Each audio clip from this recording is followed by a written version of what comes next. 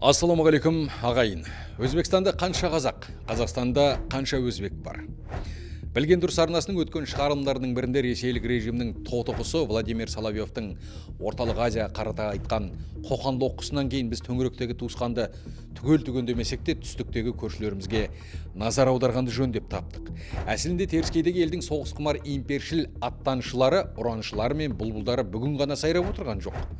Ол турасында біз былтыр да солтүстіктен келу мүмкін қауіп қатерді әр қырынан талдап, жіпке тізіп, жіліктеп сараптағанбыз. Енді оңтүстіктегі ағайынға неге назар салды десеңіз, Қазақстан мен Өзбекстан орталық Азия өлкесіндегі экономикасы мен әскери және саяси әлеуеті жағынан ең қуатты елдер.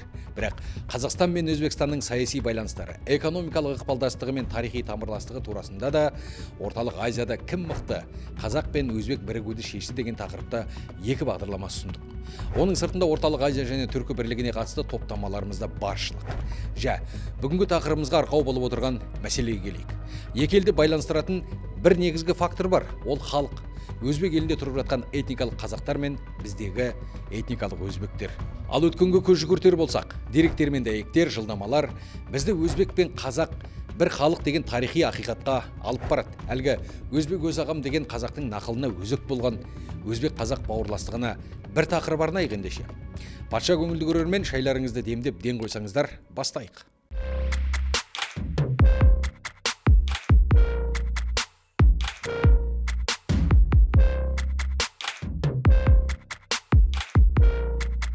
Әуелі аз кем тарих. Ақпарат құралдарында қазақтар қазіргі Өзбекстан жерінде қашан пайда болды деген мәселеде көп жағдайда Алтын Орда ыдырай бастаған тұста көшпелі өзбек хандығынан таратады. Әсілінде бұл бір халықтың екіге бөлінуіне алғышарт жасалған кезең еді. Ал деректер қарагөз қазақтардың дәлірек айтқанда біздің бабаларымыздың Сыр мен Әмудария аралығындағы өмір тарихын орта ғасырдан әрі асырып, ежелгі дүниеге алып барады. Өзбекстандағы қазақтар ежелден жергілікті халық. Мәселен, егерде тарихтан қарайтын болсаңдар, Қаңқа хандығы болған осыдан 2,5 мың жыл алдын, 2,5 мың жыл алдын. Бұл Ташкент облысының жаңағы Аңгарен деген өзені бар, Шыршықтың арғы бетінде, Ташкент облысының орталығында. Сол жерде Қаңқа хандығы болған, яғни қаңлылардың хандығы. Үйсін хандығының да осы 2,5 мың жыл алдын жерлері, сол Ташкент уәлаяты, Сырдария, Самарқандтың солтүстігі, Бұхара жерлері соған қараған. Сондықтан біз білеміз, біз ежелден осы Өзбекстан жерінде, Өзбекстан территориясында қазақтар бар. Яғни ежелден Қазақстан территориясында өзбектер қалай тұрған болса, бізде солай. Біздің заманымызға дейінгі 5-4 ғасыр деректеріне сәйкес Қаңлы мемлекетіне Әмудария мен Сырдарияның жоғарғы орта ағысындағы жерлер қараған. Қытай жылнамаларында Кангюй атауымен біздің дәуірімізге дейінгі 2 ғасырдан біздің заманымыздың 5 ғасырына дейінгі аралықта өмір сүрген деп кездесіп жатады құжаттар. Оған Әмудария мен Сырдарияның жоғарғы орта ағысындағы Бұқара, Шахрисябз, Қаттақорған төңірегі, Ташкент ауданы, Хорезм өлкесі қараған. Әйгілі ортағасырлық тарихшы Махмұд Қашқаридің айтуы бойынша Қаңлы патшаның есімі. Қаңқа, яғни Қаңқаны өзінің билеушісі тұтқан жұрт өзін Қаңқылы деп атауы бек мүмкін. Бұл әлгі Ноғайбекті өзіне билеуші тұтқан жұрттың өзін Ноғайлы атауына келіңкірейді. Біздің заманымызға дейінгі 329 жылы әйгілі Ескендір Зұлқарнайын Сырдария бойына жеткенде оның жер қайысқан қолы осы Қаңлы мемлекетінің айбарынан сескеніп аттың басын кері бұрған деседі. Махмұд Қашқаридің Дивани Лұғат әт-Түрк еңбегінде Ескендір патшаның Жейхұн мен Сейхұн дарияның аралығында болғаны, Шігіл деген қала маңында әскерлері жауыннан соң ми батпақтан қағажу көргені баяндалады. Сол еңбекте Шу қаласын салдырған Шу деген жас қағанның қаланы Ескендірге бермей, оның қолымен далада кездескені баяндалған. Біздің ғалымдар Шу қаласын кәдімгі қазіргі Жамбыл облысындағы Шу екенін атап көрсетеді. Қаңлы мемлекетінің негізгі этникалық құрамы сақ нәсілді түркі тілдес тайпалардан тұрған. Олар ертедегі орта ғасырда бөлшектенгенімен өздерінің Қаңлы атауын сақтап келді. Кейінгі орта ғасырда өзбек, қазақ, қырғыз, башқұрт, қарақалпақ, ноғай, тағы басқа ұлттардың этногенездік қалыптасу процесі басталғанда қаңлылар аталған халықтардың құрамына кірді. Яғни әлі күнге дейін қаңлылардың ең көп шоғырланған жері сол Әму мен Сырдың аралығы, Түркістан өлкесі. Бұдан қазіргі өзбек, қарақалпақ, қазақ және ноғайлардың сайып келгенде бір қазаннан қайнап шыққан халықтар екенін аңғарамыз. Орта ғасырларда мемлекеттегі саяси құрылым этникалық құрылымнан биік тұрды. Себебі этностар әлі қалыптаса қоймағанды. Сол себепті ықпалды билеуші мен тұтас даланы мекендеген тайпалар өздерін атай берген. Жоғарыда айтып өткен Қаңлы мен Ноғай осыған мысал. Ал 1313-1341 жылдар аралығында Алтын Орда, яғни ұлық ұлысты билеген Сұлтан Мұхаммед Өзбек ханның тұлғасына бір сыдырғы тоқтала кетсек. Жалпы Жош ұлысының, яғни Алтын Орданың ең қуатты кеменшағы осы Өзбек ханның есімімен байланысты. Ол ел билеген тұста халықаралық мәселелер соғыспен емес, дипломатиямен шешіліп, қой үстіне бозторғай жұмыртқалаған заман болды. Сауда-саттық дамып, қалалар өркендеді. Өзбек хан өмірден өткен соң ғасырдан аса уақыт бойы Алтын Орданы мекендеген далалық ру тайпалар өздерін көшпелі өзбектер деп атады. 1428 жылы Алтын Орданың шығыс қанаты Ақ Орда, яғни қазіргі Қазақстанға прото мемлекет болған Орда Ежен ұлысының ханы Барақ хан өлген соң оның иелігін Шайбани әулеті Әбілқайыр билікті басып алды. 40 жыл бойы Дешті Қыпшақ даласында үстемдік құрған Әбілқайыр мемлекеті тарихи әдебиеттерде көшпелі өзбектер мемлекеті, немесе Әбілқайыр ордасы, немесе Өзбек хандығы деп аталды. 1456 жылы Дешті Қыпшақ даласы билігінің заңды мирасқорлары Барақ ханның немерелері Керей мен Жәнібек Әбілқайырға бағынудан бас тартып, қол астына ерген ру тайпаларды ертіп, Моғолстанға көш түзейді. Қазіргі Жамбыл облысының аумағында Қазақстан Республикасының бастауы болған Қазақ хандығының қазығы қағылды. Ол заманда қазақ деген этникалық ұғым болмаған, тек ханға бағынбай көшіп кету процесін қазақшылық жасау деп айдарлаған, яғни еркін, азат жауынгерлердің хандығы саяси мәнде қазақ хандығы болып аталды. Одан соң Әбілқайыр дүние салып, оның балаларымен жаңа құрылған қазақ хандығының арасындағы тартыста Қасым ханның қысымына шыдай алмаған Әбілқайырдың немересі Мұхаммед Шайбани Дешті Қыпшақтан ығысып, қазіргі Өзбекстан аумағына ойысты. Ол да құр өзі кетпей, артына 300 мыңдай адамды ерте кетті. Мәуернахр жеріне барып, Ақсақ Темірдің әулеттеріне бүйдей тиген Шайбани сол жерде өзінің үстемдігін орнатты. Және Мұхаммед Шайбани өзбек деген саяси ұғымды Дешті Қыпшақтан өзімен бірге ала кетті. Ал далада қазақ саяси ұғымы бір жола орнықты. 15 ғасырдың аяғы мен 16 ғасырдың басында болған бұл оқиғаларды шынтуайтында бір халықтың екіге бөлінуі деп бағалауға болады. Мұхаммед Шайбани хан Мәуернахр жерінде орныққан соң өзі де оның ұрпақтары да ұзақ жылдар бойы Түркістан өлкесіне ықпал ету үшін күрес жүргізді. 1598 жылы Әбілқайыр ханның шөбересі, атағы жер жарған Абдолла ханның әскері қазақ ханы Тәуекелмен болған соғыста жеңіліске ұшыраған соң, қазіргі Өзбекстан жерінде Шайбани әулетінің билігі тоқтап, Аштархан әулеті келді. Осылайша Орта Азия жерінде кезіндегі Алтын Орданың сынығы болған Өзбек хандығының билігі тоқтады. Қазақтың Қасым ханы мен Өзбектің Мұхаммед Шайбани ханының арасындағы, Тәуекел хан мен Абдолла екінші ханның арасындағы, кейін Еңсегей бойлы ер есім мен Имамқұлы хан арасында болған, тарихта Қазақ-Бұқар соғысы деп айдарланған текетірестерге бүгінгі күннен көз салсақ, бұл қазақ ұлты мен Өзбек ұлты арасындағы емес, бұл бір халық, екі саяси жүйе арасындағы азаматтық соғыс еді. Сол кезде біз бір халық болғанбыз. Бізді, мәселен, сол сонау меніңше 1750 жылдарға дейін қазақтарды көп осы аралас жүрген қазақтар өзбек қазақтары деп атаған, өзбектің қазақтары деп. Абылғази да солай жазған, Бабурлар да сол кезде солай жазады. Бабурдың өзі кезінде мен де қазақ болып жүрдім деген сөзі бар. Абылғази да мен де қазақ болып жүрдім деген несі бар. Яғни ол бастапқы кезде бір әлеуметтік жағдай болғанда, сол мәселен жаңағы жалпы өзбек ұлысынан бөлініп шығып, Керей мен Жәнібек бөлінгеннен кейін Қасым хан кезінде біз өте үлкейіп кеттік қой. Сөйтіп қазақтар жоғары дәрежеге жетіп кетті. Сондықтан енді біз бір халық болғанымыз оны өте дұрыс айтады. Әсіресе Ixtiyar Есанов деген, Шухрат Расул деген тарихшылар өте жақсы бұны айтады. Олар түсінеді. Соңғы уақытта өзбек бауырларымыздың Қақвәлі сұхбатлар деген YouTube арнасында геосаясат, тарих, экономика және дипломатиялық тақырыптарда тамаша талдау сұхбаттар жүргізіліп жатыр. Қазақстан жайлы да көп дүниелер айтылады. Жоғарыда Сапарбай аға атап өткен тарихшы Шухрат Расулдың екі халықтың байланыстары хақында айтқан ой толғамдарын біле жүргеніміз абзал. Қазақ пен өзбектің орта ғасырларда бір халық болғанын ол да қуаттайды.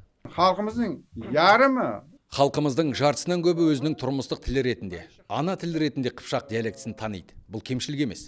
Қазір біз бір ел болғанымыздың тарихи ақиқат екенін түсіндік. Алайда қазақтар жағында да бізде де әлі білместік пен бөліп жарушылар бар. Айталық өзбектердің көбі парсылармен, яғни тәжіктермен араласқан, тілдері шұбарланған деп ойлайды. Кезінде көшпелі өзбектер қала қоныстарға келіп, парсылармен араласып, ассимиляцияға ұшырады деген пайымдар бар. Бірақ біздегі халықтың жартысынан көбі қыпшақ диалектісінде сөйлейді. Екі жақтың әсіре ұлтшылдары түсінуге тиіс. Біз тарихтан тартқанда бір халықпыз. Өзбек этнонимінің, яғни өзбек атауы жалпы ұғымы қайдан шықты десеңіз, ол сол баяғы Алтын Орданың әйгілі ханы Сұлтан Мұхаммед Өзбек ханның есімімен байланысты. 15 ғасырдың соңындағы шайбанилер әулеті билеген Дешті Қыпшақ даласындағы саяси күрестердің нәтижесінде даланы мекендеген ру тайпалар өздерінің заңды қақын еншілеп, қазақ атанып хандық құрса, енді бір бөлігі өзбек ұлысының саяси атауын еншілеп, далалы өлкеден қалалы өлке мәуернахрды панылады. Осылайша бір қамырдан өзбек пен қазақ сынды екі ұлт пайда болып, ғасырлар бойы пісіп жетіліп, қазіргі күнімізге жетіп отырған жайымыз бар. Енді көршілеріміз Дешті Қыпшақтан ойысып, ен далаға келе салған жоқ қой. Мыңдаған жылдар бойы қала салып отырған жергілікті жұртпен араласып құраласып кетті. Әлгі біздің қоғамда сарт деп айдарланған қауымды айтамын. Бүгінгі өзбек ұлтын қалыптастырған этникалық топтарға да тоқтала кетейік осы ретте. Өзбек халқы енді қазақтарда дәл сондай ғой, бір үш түрлі үлкен топтан құрылған. Мен енді пайымдауымша, себебі бұны өте үлкен Ахмедов деген тарихшысы бар, мен соның деректері бойынша айтамын. Біріншісі, жаңағы біздің туғандарымыз, қоңыраттар, наймандар, қыпшақтар, дулаттар, жаңағы кіші жүздің елдерінің барлығы өзбектерде бар. 92 рулы өзбек дейді ғой, солар өзбектер. Өздерін сол біздің жаңағы орталық Қазақстаннан кеткен өзбектер барып Шайбани ханның қол астында, кейін Әбілқайыр ханның қол астында өзбектер болып, кейін өзбек хандықтарын құрған. Хорезм, Хива, Бұхара, Қоқан хандықтарының бәрі сол өзбектердің хандығы болды.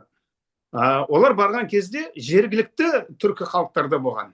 Олар өздерін жаңағы сен айтқандай сарт деп біз атағанбыз. Өздерін бірақ олар түркі, мұсылман деп көбірек атаған. Олар қалалықтар. Мәселен жаңағы Ташкент облысы, Самарқан, Бұхарадағы тұратын түркі халықтар өздерін біз мынау көрші халықтар ұйғырлармен қосып біз сарт дегенбіз ғой. Олар қалалық халықтар. Олар карлук тілінде көбірек сөйлескен. Алла жаңағы біздің жақынырақ өзбек атаулары барғандар, олар Қыпшақ тобында. Қазір де солар, мәселен, лақай, жүз, мың дегендердің барлығы сол Қыпшақ тілінде, біздің тілмен сөйлеседі.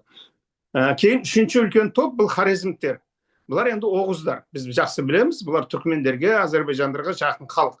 Тілдері де соларға жақын. Осы үшеуінің өкімет басшылығында, билігінде осы өзбектер отырды. Осы үш халықты, үш енді сол кезде хандықты дейік, бір өзбекті, сол Файзолла Ходжаев, Акмал Икрамов, кейін Ахун Бабаевтар бірлестіріп бір республика жасады 1924 жылы. Биыл тамыз айында Өзбекстанның халқы 38 миллион адамнан асты. Рекорд. Жыл ішінде халық саны 714 мың адамға өскен. Ал көрші елдегі қазақтардың саны қанша деген мәселеге келсек. Өзбекстандағы қазақтар 1990 жылы 1 миллион 100 мың. Басқа бір деректерде 809 мың делінеді. 2021 жылғы санаққа сүйенсек, Өзбекстанда 821,2 мың қазақ мекендейді. Өзбекстандағы этникалық қазақтар негізінен Қарақалпақстан Республикасы, Ташкент облысы мен қаласы, Науаи, Жизақ, Бұхара, Сырдария және Хорезм облыстарын мекендейді. Ең үлкен қазақ қауымы Қарақалпақстанда. Дегенмен 1989 жылы 1 миллионның үстінде болған этникалық қазақтардың саны айтарлықтай өскен жоқ. Оның сыртында объективті қалыптасқан жағдайға байланысты. Жастар мектеп бітірген соң жоғарғы білімді Қазақстаннан алуға тырысады. Бұл туралы 20 жыл бұрын Өзбекстаннан көшіп келген бүгінде еліміздің қазақ тілді ақпарат айдында кеңінен танымал болған Жұмамұрат Шәмші жазған еді бір кездері. Бүгінгі таңда Өзбекстан қазақтарының жоғарғы оқу орындарында білім алу мүмкіндіктері мүлдем жоқ десе де болады. Өйткені оқу бағдарламаларының барлығы да толығымен латын әрпіне көшіп кеткен. Осының салдарынан көптеген қазақ мектептері жабылып қалған. Қазақ балалары кириллица қарпінде қалып қоюларының салдарынан өзбек, орыс тілді мектептерге беруге мәжбүр. Жасыратын несі бар? Таза қазақ 1,5 миллион деп жүрміз. Қазіргі таңда өзбек болып кеткен қазақтар саны одан әлдеқайда көп. Төл құжаттарына өзбек болып жазылып кеткендіктен оларға әйт-бүйт деуге қақымыз жоқ. қазақ жастары оқуға түсе алмай зыр қағып жүр. Өйткені 1992-2012 жылдар аралығында Өзбекстанда 625-тей қазақ мектебі, 200-дей қазақ, өзбек, орыс мектептері бар еді. Соңғы жылдары қазақ мектептерінің жабылуына байланысты әр жылы 20-30 мыңнан астам бала лажсыз өзбек мектептеріне баруға мәжбүр болды. Өзім осы мәселені бірнеше рет көтердім. Талай рет министрліктер мен департаменттердің есігін тоздырдым. Тіпті сол кездегі премьер-министр Даниял Ахметовтің өзі қабылдап, үйіп төгіп уәдені беріп шығарып салды.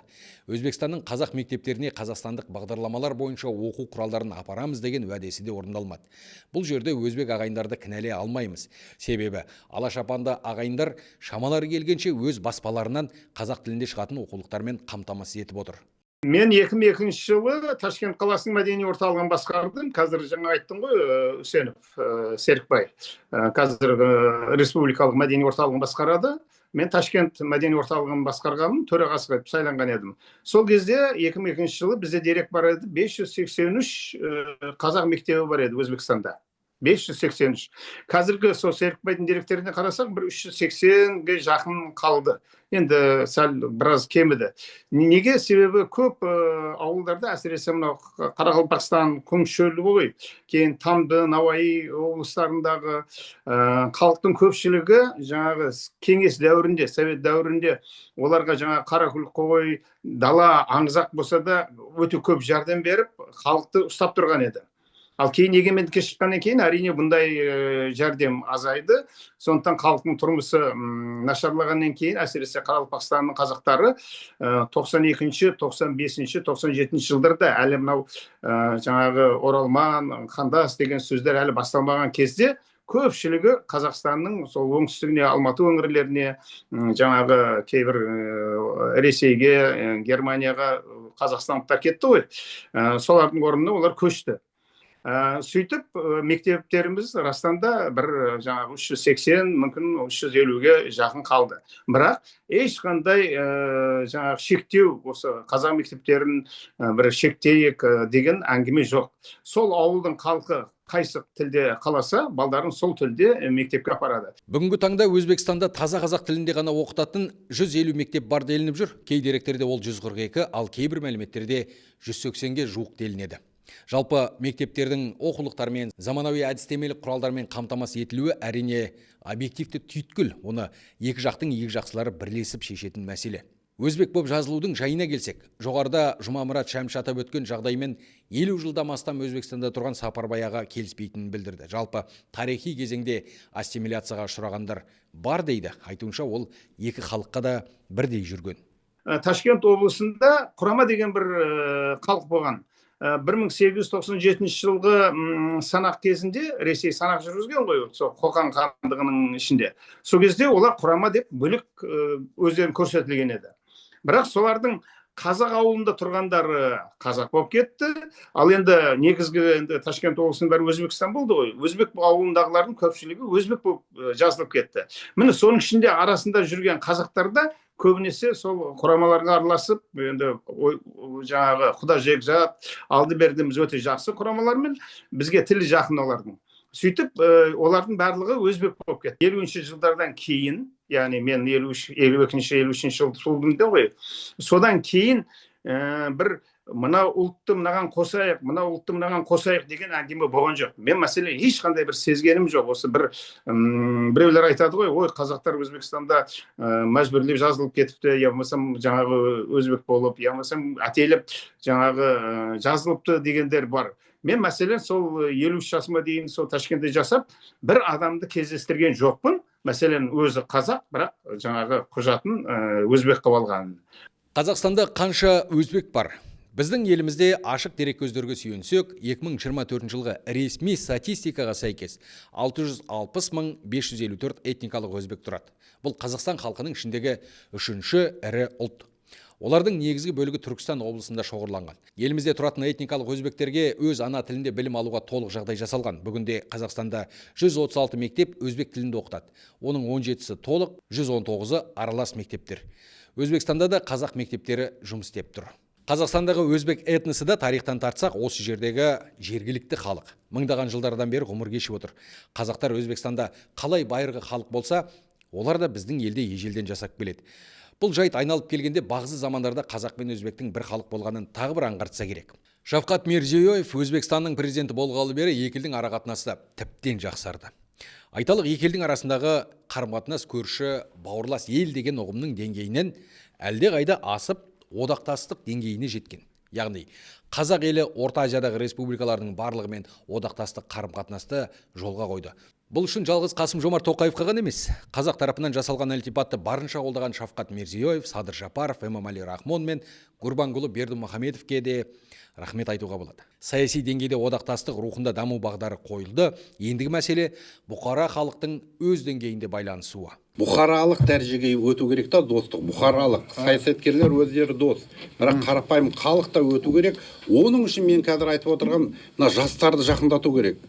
Мен Шухрат ағамен бірден тіл табысам, біз ихтияр сізде, біз тез, ал жастар, мысалы Қазақстанның жастары да Өзбекстанның тарихында, Өзбекстанның басқа атақты нелерінде білмейді.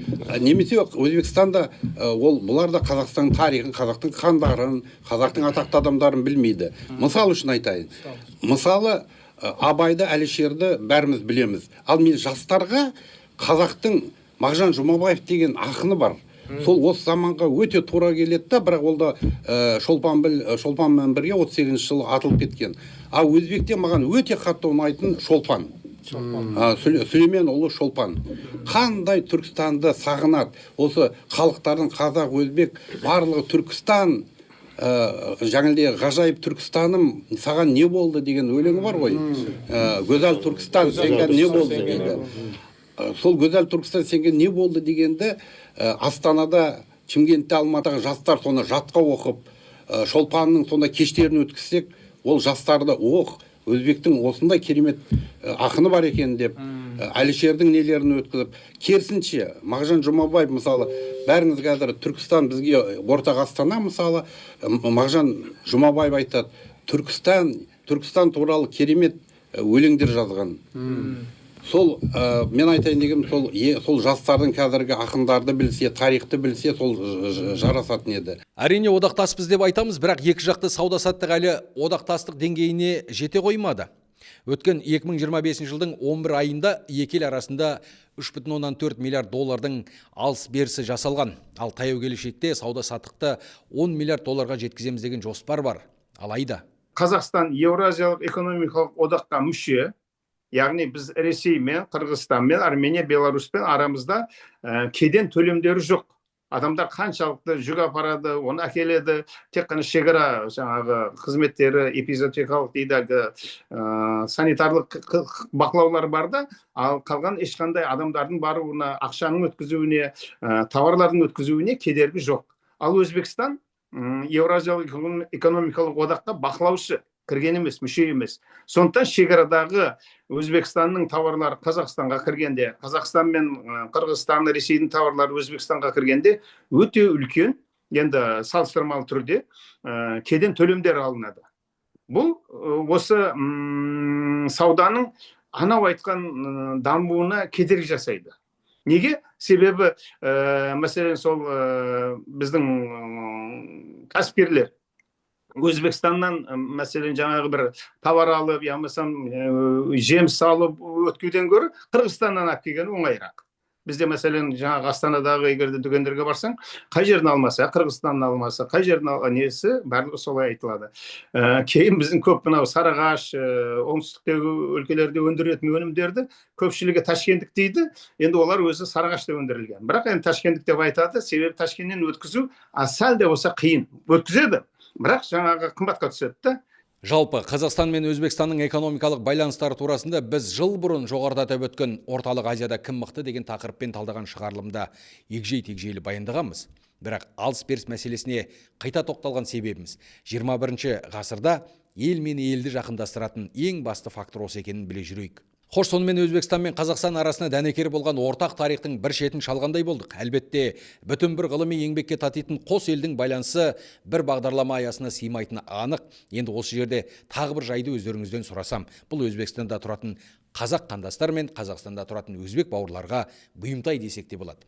Қазақ пен өзбектің бауырластығын бұлжытпай көрсететін қандай бір керемет оқиға немесе тамаша жағдаят болды. Қысқаша баяндай кетсеңіздер. Әсілінде кезінде бір халық болып, дәуірлердің дүрмегінде екі ұлт болып қалыптасқан қазақ пен өзбектің бірлігі дайымда бекемделе берсін десеңіздер, лүпілдеріңізді басып, пікірлеріңізді жаза отырыңыздар. Мен де осы ағайын, туысқан халықтардың бірлігі ажырамасын. Аман болайық.